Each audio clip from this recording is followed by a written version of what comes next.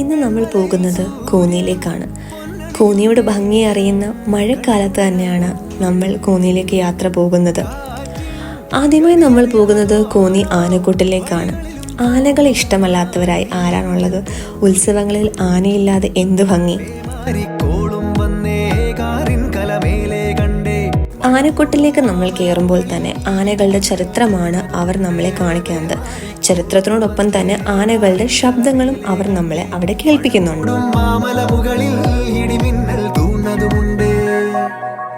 അത് കഴിഞ്ഞ് നമ്മൾ പോകുന്നത് ആനകളെ കാണാൻ വേണ്ടിയിട്ടാണ്. ആനക്കൊട്ടിലെ ആനകൾക്ക് പേരുകളുണ്ട്. ഓരോ ആനകളെ കാണുമ്പോഴും അവരുടെ പേര് വായിച്ചു പോകുന്നത് വളരെയധികം രസകരമായ ഒരു സംഭവമായിരുന്നു. നമ്മളെ ആദ്യമായി വരവേൽക്കുന്നത് ആ ചന്ദനക്കുരുക്കിന് സുന്ദരിയായിട്ട് നിൽക്കുന്ന ആനയാണ്. അവളുടെ പേര് ഞങ്ങൾക്ക് ഓർമ്മയില്ല. അതിനിടെ ഞങ്ങൾ പ്രിയദർശിനി കണ്ടു. പ്രിയദർശിനി കുറച്ച് സമാധാനപ്രിയാണ്, പക്ഷേ മീന അതേപോലെയല്ല. മീന കുറച്ച് അഗ്രസീവാണ്. എന്നിട്ട് നമ്മൾ കാണുന്നത് ഒരു കുഞ്ഞ് ആനക്കുട്ടിയാണ്.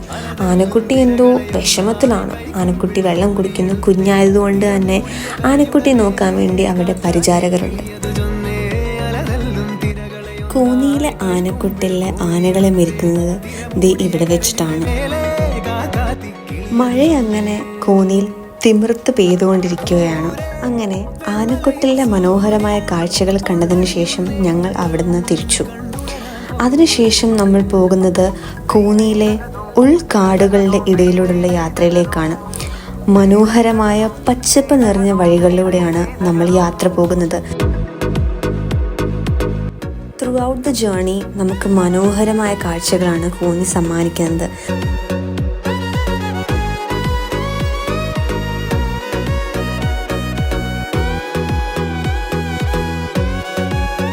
കോന്നിയിലേക്ക് യാത്ര പോകാൻ പറ്റുന്ന ഏറ്റവും നല്ല സമയം മഴക്കാലം തന്നെയാണ്. എന്നാൽ മാത്രമേ കാടിൻ്റെ ഭംഗി എത്രത്തോളം ഉണ്ടെന്ന് നമുക്ക് മനസ്സിലാക്കാൻ വേണ്ടി പറ്റൂ.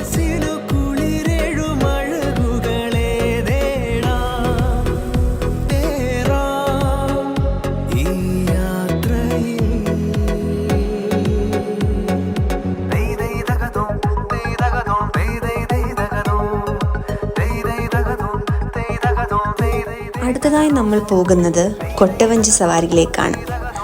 കൊട്ടവഞ്ചിയിൽ കയറാൻ വേണ്ടിയുള്ള തിടുക്കത്തിലാണ് ഞങ്ങൾ ഓരോരുത്തരും.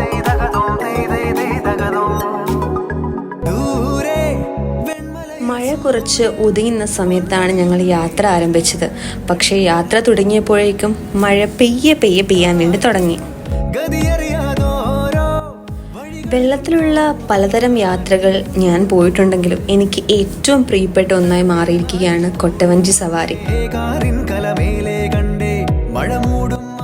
കൊട്ടവഞ്ചി സവാരിയോടൊപ്പം തന്നെ ഞങ്ങളെ രസിപ്പിച്ച ഞങ്ങളുടെ തോണിക്കാരനെ ഞങ്ങൾ മറക്കാൻ പാടില്ലല്ലോ. അദ്ദേഹം വളരെ മനോഹരമായാണ് ആ യാത്ര മുമ്പോട്ട് ഓരോ നിമിഷം കൊണ്ടുപോയിക്കൊണ്ടിരുന്നത്. പുള്ളി രസകരമായ കഥകൾ പറഞ്ഞും കുസൃതി ചോദ്യങ്ങൾ ചോദിച്ചും ഞങ്ങളുടെ ശ്രദ്ധ പിടിച്ചു പറ്റിക്കൊണ്ടേയിരുന്നു.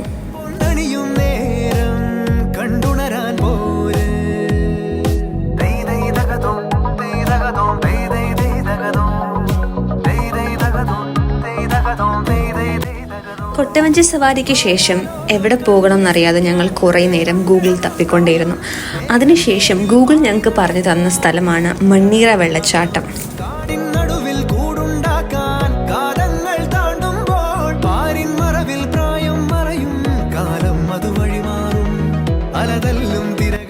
മഴയുള്ളപ്പോഴാണല്ലോ ഓരോ വെള്ളച്ചാട്ടങ്ങളും അതിമനോഹരമാകുന്നത്. അതേപോലെ തന്നെ മനോഹരമായ കാഴ്ചകളാണ് മണ്ണീറ വെള്ളച്ചാട്ടം ഞങ്ങൾക്ക് നൽകിയത്. വെള്ളത്തിൻ്റെ ശബ്ദവും വെള്ളം ഒഴുകിപ്പോകുന്ന ഓരോ അരുവികളും അതോടൊപ്പം തന്നെ മനോഹരമായ കല്ലുകളും. അങ്ങനെ ഞങ്ങളുടെ യാത്ര അവസാനിക്കുകയാണ്. കോന്നിക്ക് ഞങ്ങളുടെ 1000 സ്നേഹം.